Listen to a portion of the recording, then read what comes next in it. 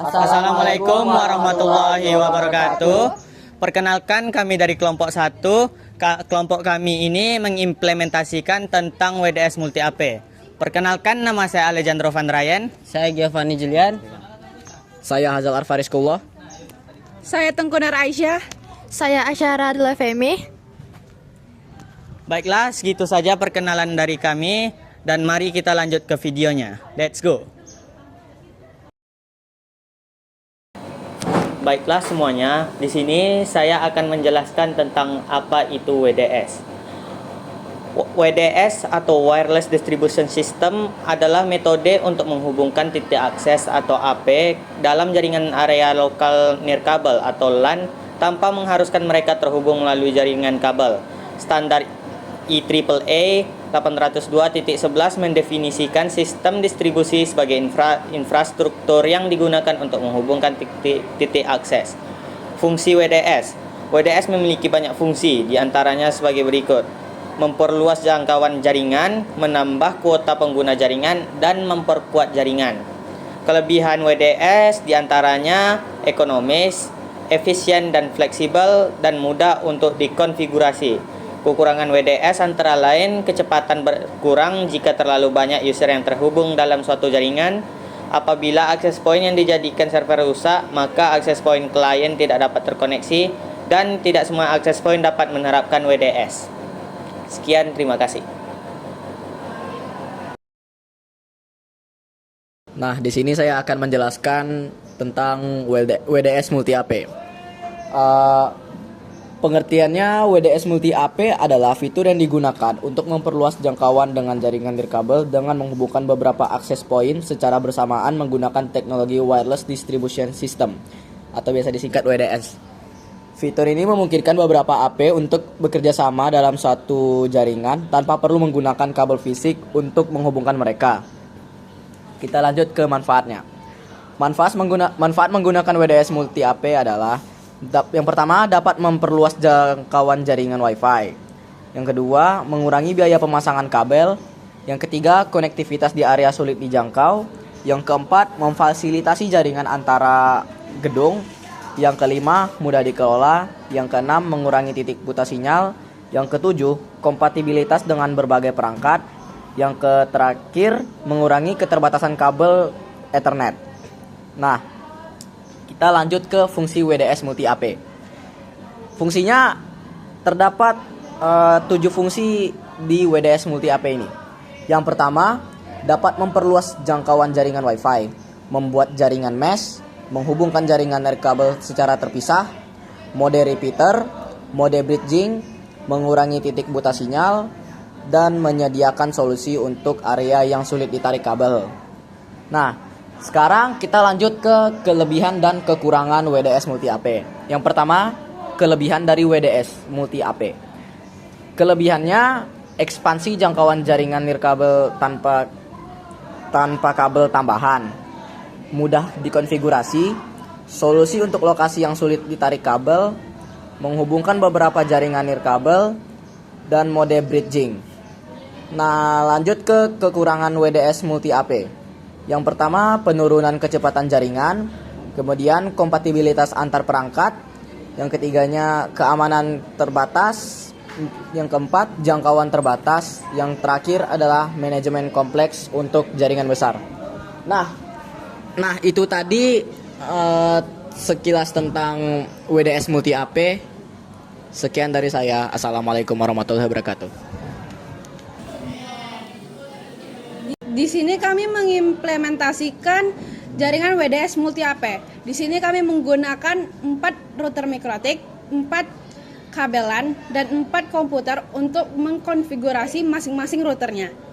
Di sini mikrotik A digunakan sebagai sumber internet dan mikrotik B, C, dan D sebagai penerimanya.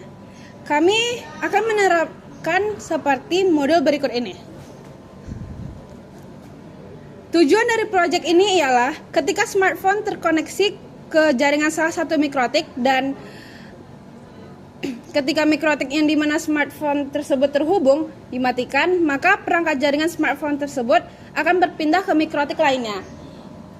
kecuali keadaan jika mikrotik A yang merupakan sumber internet dimatikan, maka semua jaringan mikrotik yang terhubung tidak tersedia internet.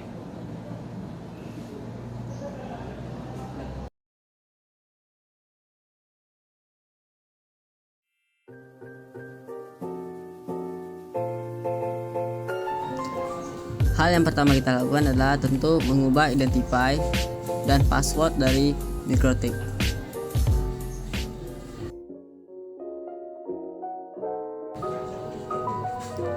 Hal yang harus kita tambahkan adalah menambahkan bridge dan juga mengatur STP-nya.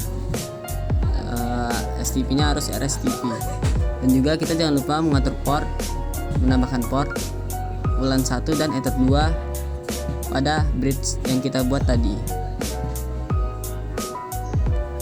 Selanjutnya kita masuk ke menu wireless. Kita nyalakan wirelessnya terlebih dahulu, kemudian ke menu wireless. Mengubah modenya ke mode AP bridge, kemudian bandnya kita ubah ke BGN. Kita akan melakukan scan untuk frekuensi yang akan kita gunakan antar mikrotik.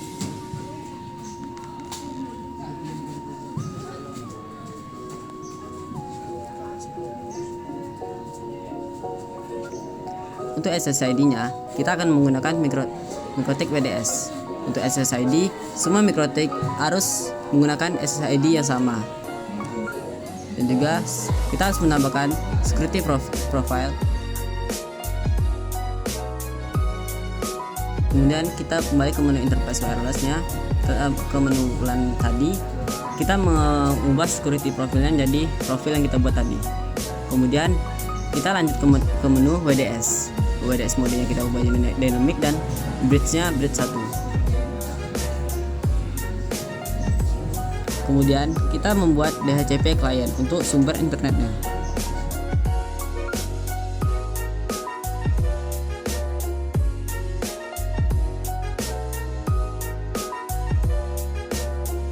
Kemudian kita menambahkan IP address baru untuk bridge yang kita buat tadi. Setelah itu kita lanjut ke DHCP server, kemudian ke DHCP setup. Kita pilih bridge 1. Setelah itu kita masuk ke menu firewall dan di menu NAT. Kemudian kita tambah dan memasukkan interface-nya Ether 1. Setelah itu kita mengubah actionnya menjadi MySQL. Kemudian apply. Dan terakhir kita akan mencoba ping ke Google. Kemudian kita buka cmdr. Kemudian kita masukkan komen ipconfig/rename untuk mendapatkan IP baru dari server. Oke, sekian dari konfigurasi mikrotik A. Di sini kita akan konfigurasi mikrotik B, C, dan D. Tadi ini sudah di reset, lalu kita masuk lagi. Untuk tahap awalnya, kita di sini mengatur ulang identity-nya. Diubah menjadi mikrotik C. Lalu kita setting ulang juga password barunya. Jika sudah, kita ke bridge, tambahkan. Nah, ini biarin aja ya, tetap di bagian STP-nya kita usahain itu udah RSTP. Jangan lupa di apply ya. Lalu di bagian portnya kita tambahkan. Nah, langsung apply aja. Interface-nya WLAN 1 dan bridge-nya bridge 1. Lalu tambahkan lagi di interface-nya, kita ganti menjadi Ether 2. Kalau udah, kita ke wireless. Nah, ke wireless, terus WiFi interface.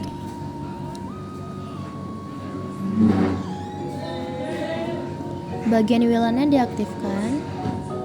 Nah, kita ke security profile. Di mode kita menjadi dynamic key dan authentication. Ini diganti WPA PSK dan WPA 2 PSK. Key-nya juga diganti. Tambahkan.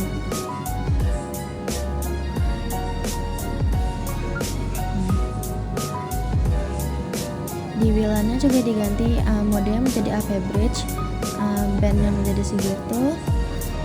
Frekuensinya jadi 2457. SSID-nya tuh diubah sama seperti yang sebelumnya. Security-nya menjadi security profile 1. WDS modenya diganti menjadi dynamic dan default bridge-nya diganti menjadi bridge 1. Nah, bisa dilihat kita ke di sini dicoba ping.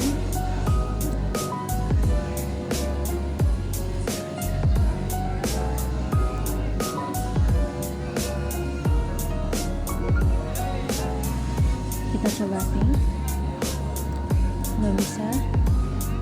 Lalu kita ke di sini kami tadi mengalami kesalahan dalam memasukkan IP-nya. Ini diubah, yang 2 itu diubah menjadi 3. Baik. Kita coba setup ulang.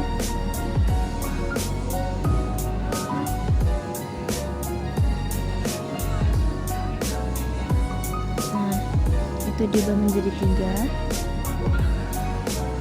Ini diubah menjadi 5 ya. Nah, untuk settingan B, C, dan D itu sama ya. Yang beda itu cuma settingan di bagian A-nya doang beda. Untuk mikrotik selanjutnya itu tetap sama settingannya. Nah, di sini kita coba renew dan berhasil. Ini ya. Untuk konfigurasi B dan D itu sama ya dengan konfigurasi C.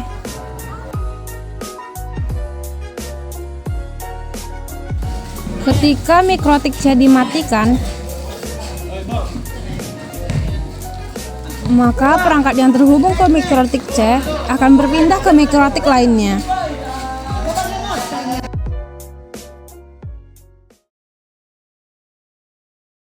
Baiklah, sekian dari proyek kami. Jika ada kesalahan kata, mohon dimaafkan. Wabillahi taufik wal hidayah. Assalamualaikum warahmatullahi wabarakatuh.